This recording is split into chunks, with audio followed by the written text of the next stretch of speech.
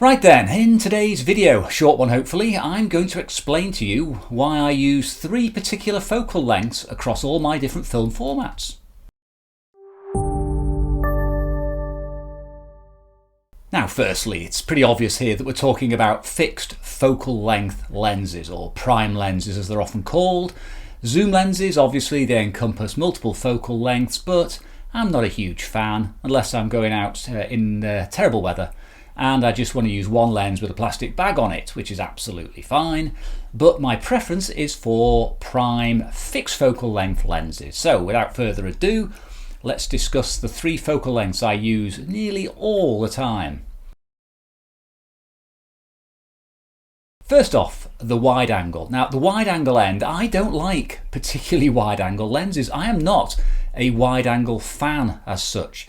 I cut my teeth many years ago with the sort of soft and gentle wide angle lenses, the 35s and the 28s, because I couldn't afford anything wider. Now I think that's been beneficial for me and my photography, because once you get below about 28mm, things start to look wide. You have to be very good at composing images with a very wide lens. Now if you take my Nikon 28mm 2.8 AIS lens, that is a gentle wide angle lens. That will give me a modest wide angle look, and to be honest, I don't want my images to look wide angle.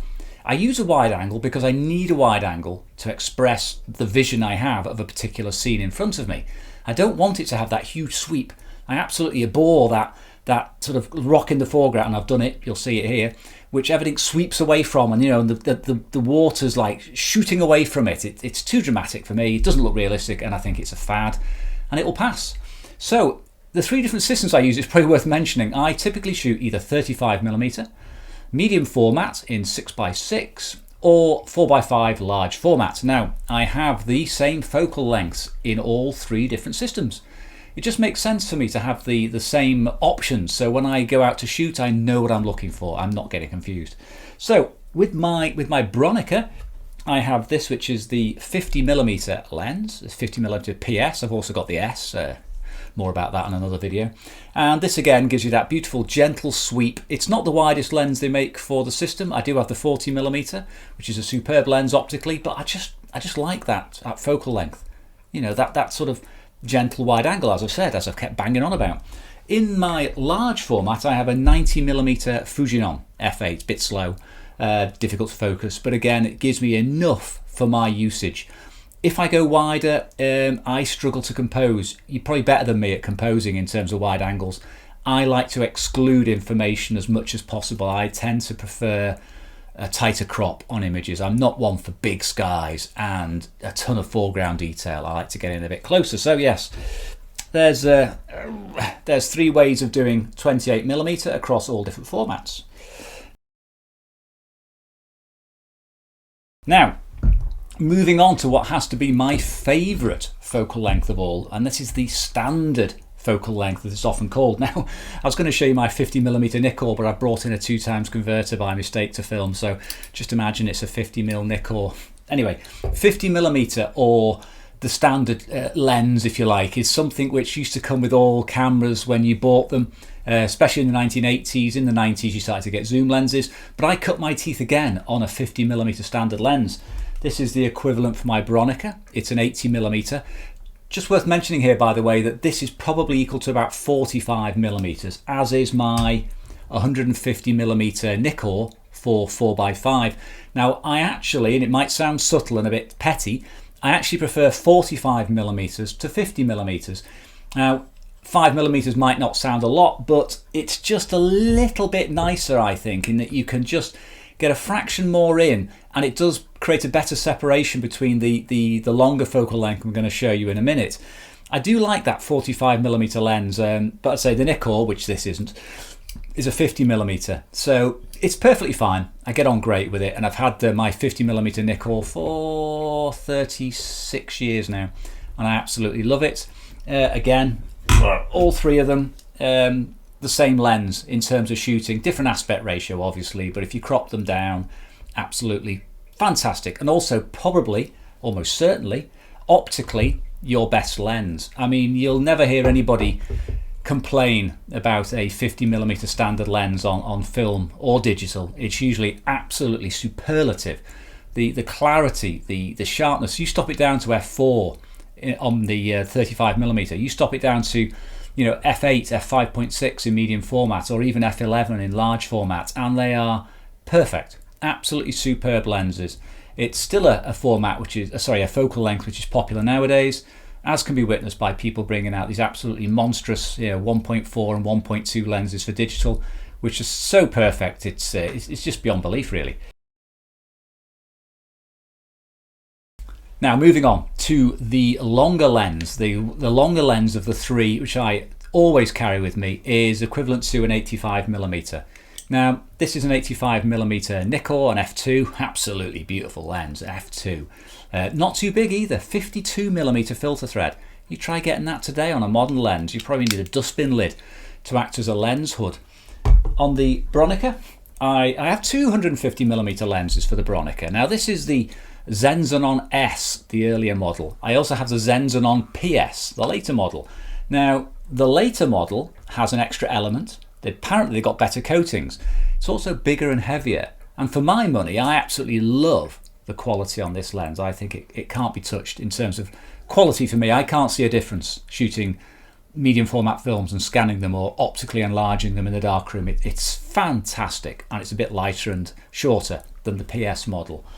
Now in my 4x5 I have this beautifully compact Nikkor, this 300mm Nikkor, an f9. It's very small, it's only in a Copal 1 shutter. If you compare it to the 50mm standard lens, it's very similar, hardly any difference in weight. Fantastic, simple Tessar design, less elements in there. Brilliant quality, and again it gives me that 85mm equivalent. Here we go again. Focal length, so three lenses, three formats, same focal length. Now the reason I do love these focal lengths so much, I've touched on already, is they're not extreme. I don't like extremes in photography. I prefer a timeless look. I like looking at photographs that maybe 100 years old or even more, and they don't feel old. They're not extreme in any way. They're not HDR. They're not super wide angle, 14mm with a sweep of the sea going away, the landscape shooting away from you, the clouds, in the massive sort of distant little tiny sky. That's not for me. I want the image to be something I will look back at in years to come and still enjoy. Also, I'm a bit of a traditionalist in terms of I do like film, obviously, and there's something about shooting with these three lenses. I mean, probably if you're a Leica shooter, you're familiar with the sort of holy trinity of lenses. Again, your choices may vary, but typically a 3-lens prime outfit is something which is seen as the sort of holy grail of photography. You can encompass most of what you need with these 3 lenses. Sometimes you haven't got something quite wide enough, sometimes you haven't got something long enough, but by restricting yourself to these 3 focal lengths, I particularly find myself that I focus in on certain types of shots. I'm not thinking, oh, that mountain looks good, but it's a long way away, I better get a 200mm on. I think to myself, well, I'm probably just going to be cropping in extreme anyway, and it's not a good composition.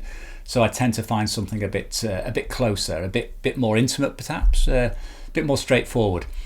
And also the nice thing about these 3 focal lengths is because they are quite modest. I mean, if you look at the 3, well, I'll say 35mm lenses, again, it's a teleconverter, it's not a 50mm, apologies, but they're not very big. They're small, they're light, you can carry them all day.